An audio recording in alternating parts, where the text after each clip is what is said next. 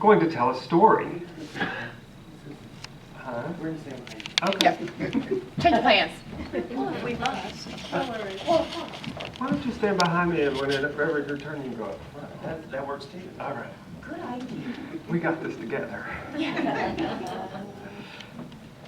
Going to tell a story, and as with all good stories, this one starts with Once upon a time. Once upon a time, the colors of the world started to quarrel. All claimed they were the best, the most important, the most useful, the favorite. Green said, "Clearly, I am the most important. I am the sign of life and of hope. I was chosen for grass and trees and leaves. Without me, all animals would die. Look over the countryside. You will see that I am in the majority. I am the most important." Blue interrupted. "You only think about the earth, but consider the sky and the sea. It is the water that is the basis of life and drawn up from the clouds of the deep. The sky gives space and peace and serenity. Without my peace, you would be nothing." Yellow chuckled. "You are all so serious. I bring laughter, gaiety, and warmth into the world. The sun is yellow, the moon is yellow, the stars are yellow. Every time you look at a sunflower, the whole world starts to smile. Without me, there would be no fun at all." Orange started next to blow her trumpet. "I am the color of health and strength. I may be scarce, but I am precious, for I serve the needs of human life. I carry the most important vitamins. Think of carrots, pumpkins, oranges, mangoes, and papayas. I don't hang around all the time, but when I fill the sky at sunrise or sunset, my beauty is so striking that no one gives another thought to any of you." Red could stand it no longer, and he shouted, "I am the ruler of all of you. I am blood's lifeblood.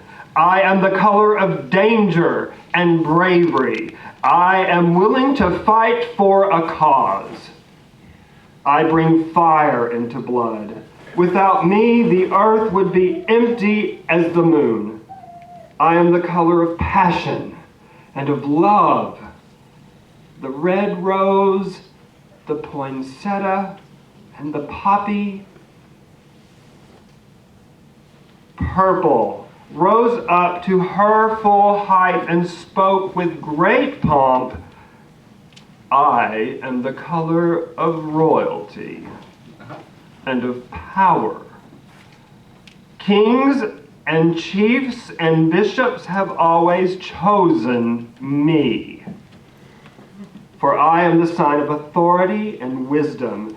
People do not question me.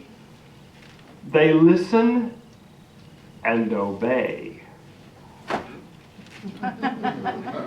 Finally, Indigo spoke much more quietly and silently than the others, but with just as much determination.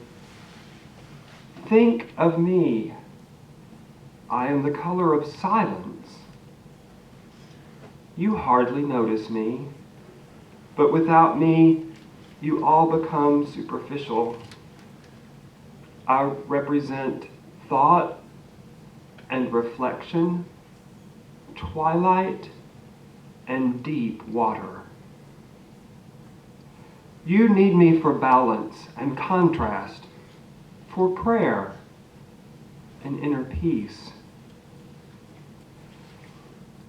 And so all of the colors went on boasting, each convinced of his or her own superiority. Their quarreling became louder and louder, and suddenly there was a startling flash of bright lightning. Thunder rolled and boomed. Rain started to pour down relentlessly. The colors crouched down in their fear, drawing close to one another for comfort. In the midst of the clamor, rain began to speak. You foolish colors, fighting amongst yourselves, each trying to dominate the rest. Don't you know that you were each made for a special purpose? Unique, different. Join hands with one another and come to me.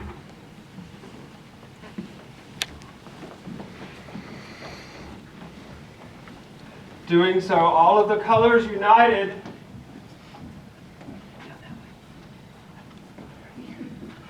We're going to get it, we promise.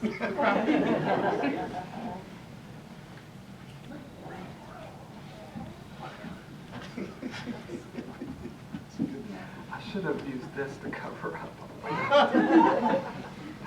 And the rain continued. From now on, when it rains, each of you will stretch out across the sky in a great bow of color, as a reminder that you will live in peace. The rainbow is a sign of hope for tomorrow. And so whenever the rain washes over the earth and the rainbow appears in the sky, let us remember and appreciate and affirm and even love one another.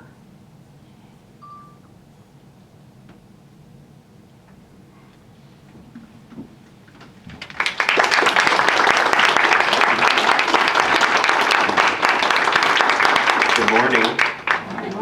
So I'm Sister Wendy, and that's not my mom's name, unfortunately. But we just wanted to greet you this morning. First of all, thank you again for having us here. We're really honored and privileged to stand before you this morning. So the sermon this morning is giving thanks. And I know some of you are probably like, well, it's a rainbow. I don't really understand. It's probably just some gay thing. Well, not really, though. Let's talk about the rainbow. I mean, if you listen to that story, it said all these different colors had their own aspects, their own personalities. And they were all fighting amongst each other. I'm the most important, I'm the most important, I'm the most important. But what the moral of it is that diversity is the most important. And I love that that's what you all started this meeting off with this morning, when you said we hope to be the most diverse thing in your life. I hope that you're the most diverse thing in your own lives. Because without that diversity, there isn't color. There isn't a range of different emotions and people and perspectives. And I think what we find amazing about our community is that there is diversity and we embrace it. What we ask of ourselves as sisters is that we search out the diversity and we trumpet it to the rest of the community. We find that one person that looks like they may not belong, kind of like what Sister Ann was talking about earlier with the hearts. Find that one person that's having a problem, and we go to them and we say, you are loved, and we give thanks for you. So what we're asking is that we just encourage you all to take upon yourselves in this next month and give thanks for not just the things that you have, but for the people in your lives. Look at each other on a daily basis and say, I'm thankful that you add color to my rainbow, that you add perspective, that you add a new shining light where there wasn't any before. want to tell you a little bit about the sisters and who we are. Many of you may not know about us. We were actually an organization that was founded in San Francisco in 1979. And that day, it was actually Easter Sunday, 3 men dressed in nuns' habits and walked out into the Castro of San Francisco and handed out flowers to people. Now, they did this because it was getting to the point where everybody looked the same. There was no diversity anymore. There was no pride in diversity. And they wanted to say, hey, we're different, and we still love you, and we're still part of your community. So they went out and they handed out flowers. They got this unbelievable response that they didn't even expect. And a couple months later, they said, well, let's go. We'll be cheerleaders for a softball game that somebody was playing at. And they got even more response. And before you knew it, here we are, 35 years later, and there's sisterhoods across the United States. We've actually got sisterhoods in Germany, France, Australia, Uruguay, just they're everywhere. And what it is people, not men. We have women, we have transgendered individuals, we have straight, we have bi, we have tri, you name it, they come and they join the sisterhood. What it is we're really here saying, I want to show thanks for my community. I want to show that there's beauty within all of us. And that calling has gone out and really been accepted by a large number of people, and it's kind of amazing. We do a lot of HIV awareness and education. We do a lot of fundraising. But really, and I think we'll all agree with this, our biggest goal is just to stand there and be there for that one person that nobody's there for. And that's what we're asking of you this morning. Just be there for that one person that nobody's there for. Do you have anything else to add? Well, I just wonder if anybody has any questions about the group. How long have we been here in Nashville? 5 years. We've been here in Nashville for 5 years, so unless you're out where we are, this is probably the first time you've seen Music City Sister. But do you have? It may be soon to ask if you have questions because you don't know what to ask. But if you do, yes. I just had a question. You don't sound like native Tennesseans. Are you from San Francisco area or? No, actually, well, it's just like anything else. I'm from Texas. I moved here to Nashville 5 years ago. And I grew up in Erin, on down that way, past. Oh. Yeah. So, but I get my preacher voice when I stand up. That's exactly right. Because she used to be a preacher. I did. Yes. I was a Yes. United Methodist pastor for 10 years. So that kind of comes out when I get behind the pulpit. Well, it's fine too, and we talk about this, that for many of us, this is our spirituality. He was a Methodist minister for 10 years. I was raised as a pastor's son and a grandpastor's son and a great-grandfather's son, whatever, pastor's kid. So I did my crazy time. But then I realized that I missed ministering. I missed that community, and I missed having that time that I could give love to some other person. And realizing that you don't have to necessarily be in a church to share love. That this can be my church, wherever I go, wherever I don this habit. And we don't even not in this habit. I think most all of us will say that this is how we live our lives. Even in day to day, I do hair, but I make sure that person's feeling loved. That they realize there is something special about them. Who does your makeup? We do. Yeah. Excellent job. Yeah, you're. That's one of those rites of passage. We all have pictures of our early days, and we with great. We look and we smile. Have you been to your father's church? Not like this. I actually told my mom and dad this last year. So I've been doing it for 4 years, and I finally told them. And the reaction was a lot better than I expected. I was a little bit nervous. My mom once before, I used to perform in drag, and I had shaved my arms, and I had accidentally shaved an eyebrow off. I found out you can't shave eyebrows with a big razor, it just doesn't work. So we're standing there, and my mom looks at me and she goes, "Are you a cross-dresser?" And I said, "Well, no. I was lighting the fireplace and everything just happened so fast and burned out here on my body." She didn't believe it. She acted like she did. So later on, it was like last year at Thanksgiving, I said, well, Mom, you've been to the house. There's dresses in the closet. You've got to know something's up. And I explained the whole thing to him. And the reaction was actually one of peace, which I really appreciated. The realization that I may not follow their path, but that I have my own. And that we're all on our own individual paths. We're all on our own individual spiritual journeys. Sounds like you. Right, exactly. What's the process to becoming a sister? To become a sister, we go through, there's different stages. So when people first want to join, that they aspire. And at that point, they just kind of join in, they just kind of watch or see what we're doing. It's actually a lot like a convent. The next step is postulancy. During that time, they don't paint lips on their face, so they can't speak for the order.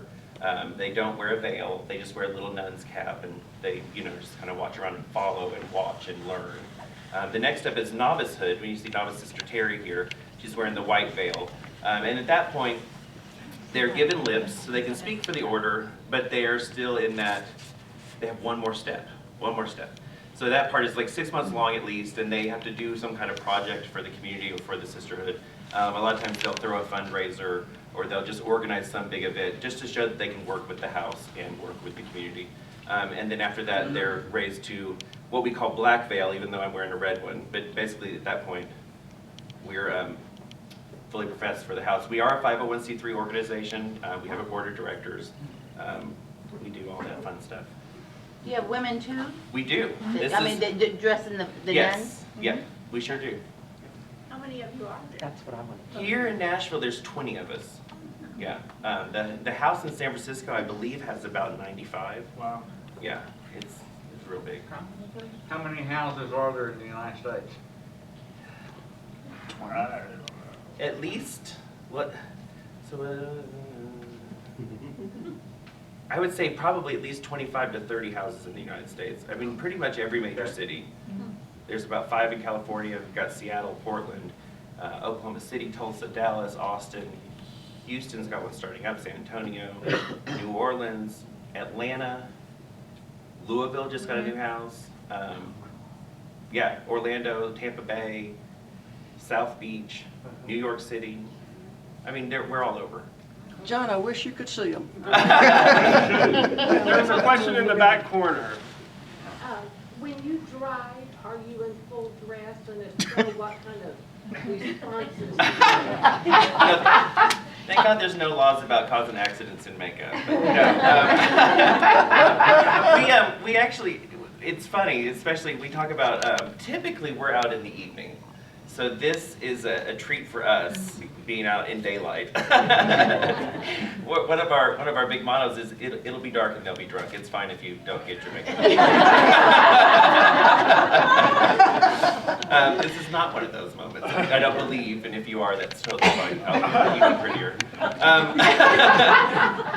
But yeah, no, typically we just smile and wave a lot at the cars passing us by. I did have a car this morning that they whipped past me to cut me off because apparently I wasn't going fast enough. And then they caught an eye of me, whipped back in the other lane, slowed way down. Good morning. Yeah.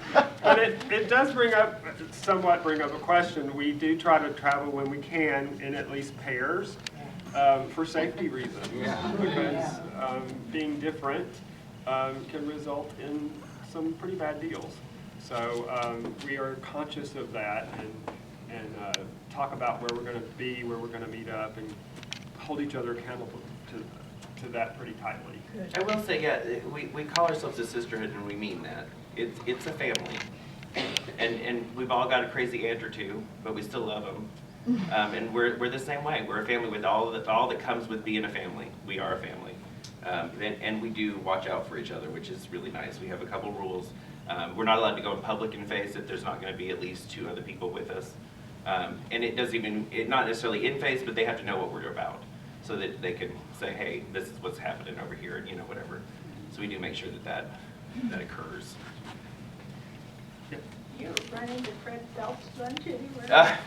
We haven't. Not in face, not here in Nashville. I don't think.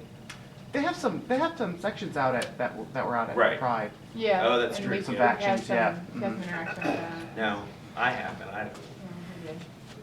Do you have a house? Do you live together? We don't. We've talked about that. That would be the craziest house in the whole world.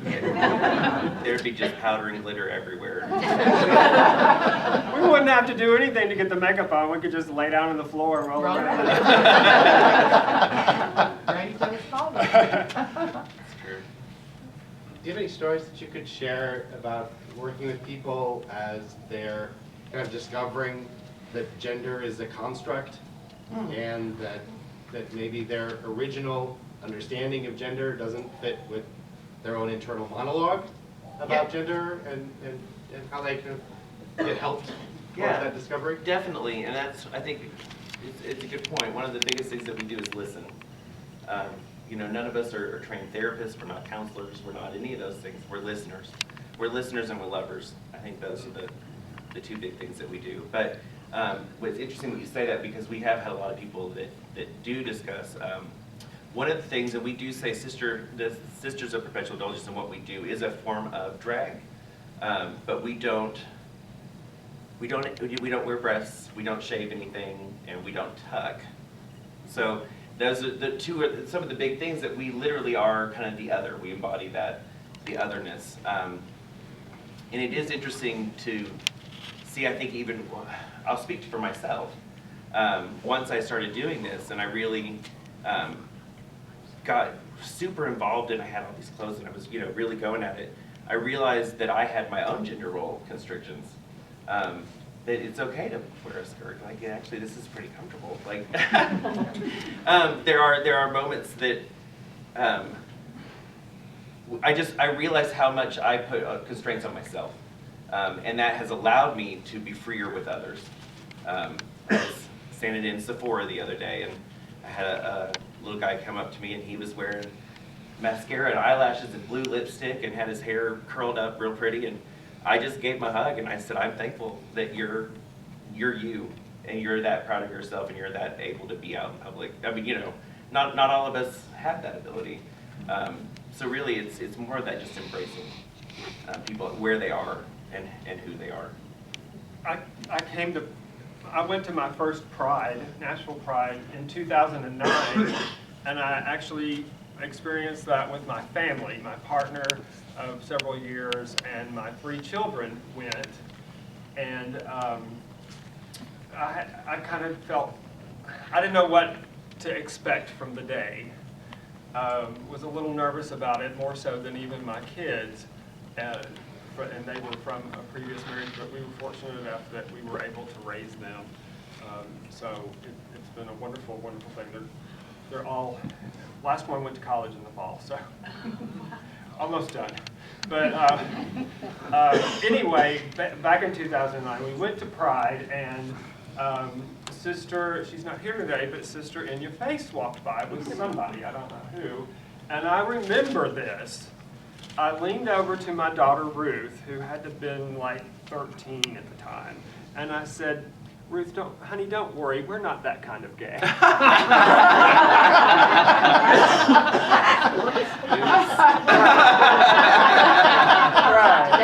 Right. And then so, fast forward several years and look where I am. So it's funny with the whole process of that. Ruth's transition, the boys didn't care. They don't care one way or the other. But Ruth was still at home,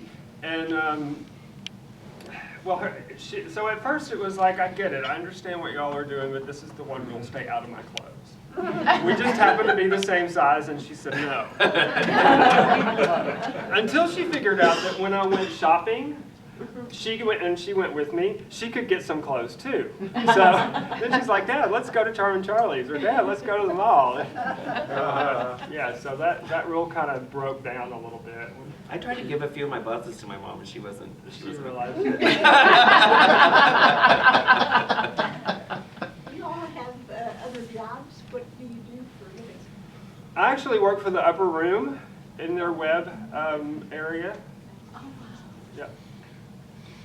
Yeah, we all have our different jobs. I'm a hairstylist, so we've got an accountant, and we've got a massage therapist. We've got, you name it, a couple of VPs in different companies, and Yeah. Do you ever show up in drag at work? No. They always beg, but. And no. If there was ever an incident, I hope this wouldn't be, but where the police are involved, are they kind and understanding and welcoming? Very, yeah, very. Yes, that speaks well. Yeah. I was pulled over in Hendersonville in my subdivision once, it was last year. And my partner and I make sure that we have a designated driver for the evening, and I was it. I hadn't had anything to drink all evening, and he had. It was 2 in the morning in a subdivision in Hendersonville, and I freely admit I rolled right through that stop sign. I had an eyelash coming off. It wouldn't matter. Well, it mattered to the police officer who was coming the other way, and I got just, half a mile or less to my house, and he pulled me over. And I rolled down the window, and I promised that he asked this question. Have y'all been out tonight? And well, yeah, we have. Shopping at Walmart. Yeah. And he said, I'm going to have to ask you to step out of the car, and I did, and I had these wedges on. I couldn't walk. It was horrible. But he said, I know everything is okay. I just saw that you ran through that stop sign, and I said, well, yes. So. But anyway, he had me sign this piece of paper saying that he just pulled me over. He didn't give me a ticket or anything. But here's the thing that relates to your question. By the time all this was over, there were 3 additional police cars there at 2 in the morning. Because I know he got on his CB. You got a CB. Yeah. I got one for you. Y'all gotta see this. Drop the donut and get over here.